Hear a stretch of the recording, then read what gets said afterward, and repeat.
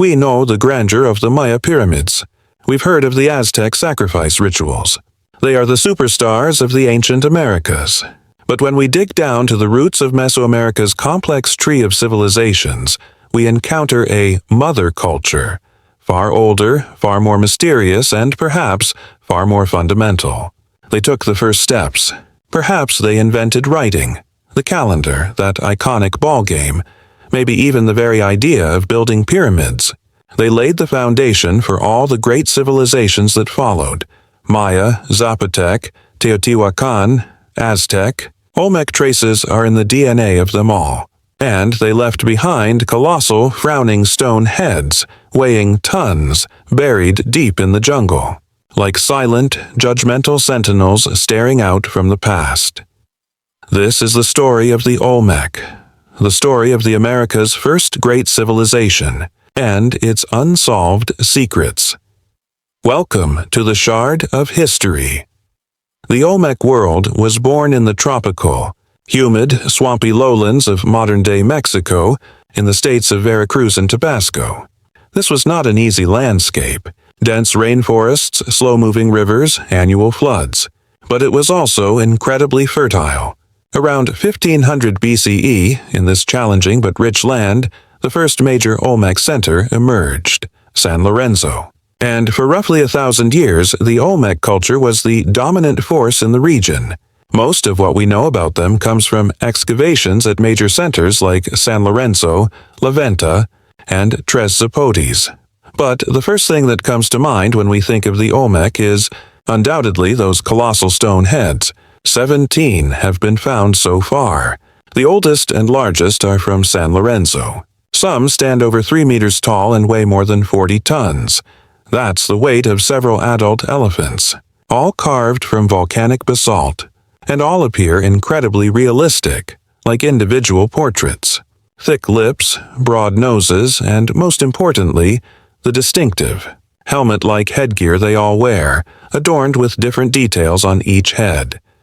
Here lies the first great mystery. Who do these heads represent?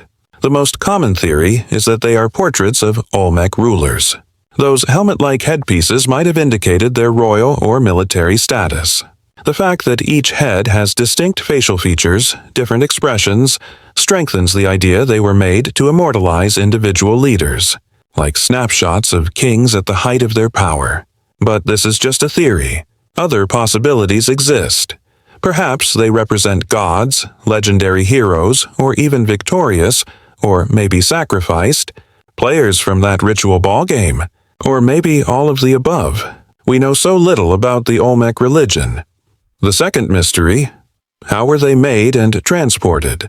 The basalt stone used for these heads came from the Tuxtla Mountains, over 100 kilometers away from where they were found. Think about it. A society without the wheel, without metal tools. As far as we know, they only had stone tools. How did they move 40-ton blocks of stone through dense jungle, swamps, and rivers? The answer, most likely, involved using the rivers. They probably built massive rafts to float these giant blocks downstream. But on land, using hundreds, maybe thousands of people, pulling with ropes, perhaps using log rollers, and maybe specially built earthen causeways.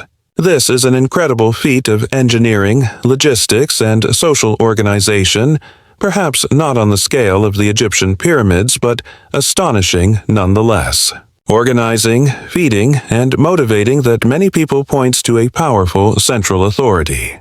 To carve the heads, they used harder stone tools, chiseling basalt with basalt or even harder stones. This required immense labor, patience, and artistic vision, taking months, perhaps years for each head. And the third mystery: why were they made? And why do some appear to have been deliberately buried or mutilated?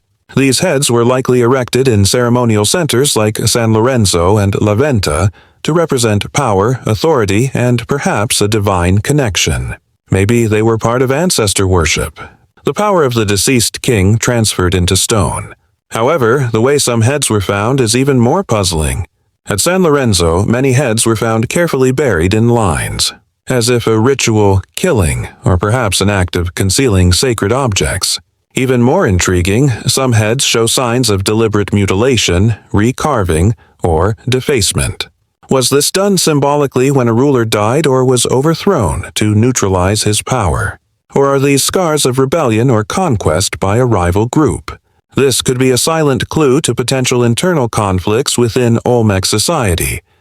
But the Olmec were more than just colossal heads.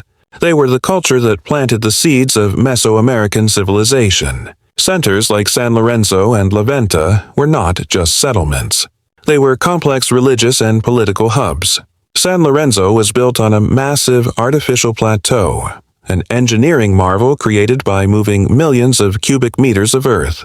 La Venta, aligned precisely on a north-south axis, seems more like a ritual center, with its monumental earthen pyramids, platforms, and buried mosaic pavements in the shape of jaguar masks.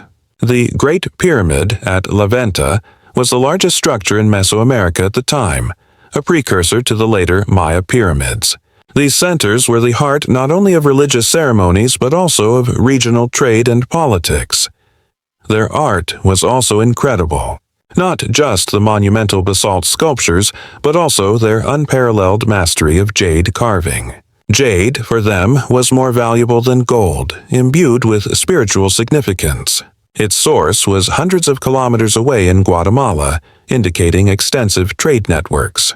The recurring motif of the Were-Jaguar, a hybrid figure combining human and feline, especially the powerful mysterious jaguar, features, was central to Olmec art and probably their religion. These figures often have crying or snarling infant faces. Did they represent shamanic transformation, royal lineage, or a rain god? Another mystery. But this obsession with the jaguar would echo through all subsequent Mesoamerican cultures, including the Maya and the Aztec. And what about writing and the calendar? The twin pillars of Mesoamerican civilization. Whether the Olmec had a full writing system is still hotly debated. A stone block, known as the Cascajal block, was discovered, covered with 62 distinct symbols arranged in repeated sequences. The linear arrangement suggests this might be true writing, not just random signs. If so, it could be the oldest writing in the Americas, around 900 BCE. The problem? No other examples of this script have ever been found. This makes some scholars skeptical. Regarding the calendar, the evidence is stronger. There's compelling evidence that the Olmec may have laid the foundations for Mesoamerica's complex calendar system. The 260-day ritual calendar and the 365-day solar calendar and the long count system. A date found on Stela C from Tres Zapotes corresponds to 31 BCE, which might be the oldest long count record, predating even the Maya calendar inscriptions, and of course that iconic Mesoamerican ballgame.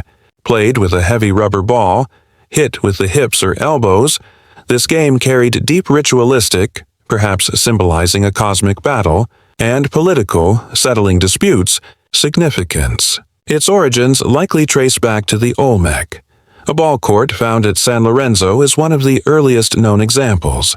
In fact, the word Olmec itself might mean rubber people in the later Aztec language, Nahuatl, referring to the abundance of rubber trees in their region. So, the Olmec weren't just a mysterious people who carved giant heads.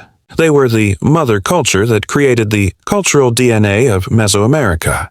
The rain god, the feathered serpent cult, pyramid building, the calendar, the idea of writing, the ball game, all likely began with the Olmec and were inherited, transformed, and elaborated upon by the later civilizations. And then, around 400 BCE, the Olmec also exited the stage. Their major centers, La Venta and Tres Zapotes, were abandoned or declined in importance. The carving of colossal heads stopped. The distinctive Olmec culture faded away. Why? This is the fourth great mystery. Just like the Indus Valley or the Bronze Age collapse, there's no single answer. Multiple factors likely played a role. Environmental changes. Shifting river courses in their heartland, or perhaps silting due to agriculture, could have disrupted their way of life. Volcanic eruptions from the nearby Tuxtla Mountains, archaeologically confirmed, might have covered the region in ash. making it uninhabitable. Internal conflicts, perhaps growing competition between different Olmec centers, or rebellions against the elites, as possibly hinted at by those mutilated heads, led to the system's collapse. Struggles over control of resources may have intensified, cultural transformation and assimilation. Maybe the Olmec didn't disappear entirely. Maybe they simply transformed. Their culture and people might have merged into or evolved into the rising new regional powers, like the Zapotecs, the Epi-Olmec culture, or the early Maya.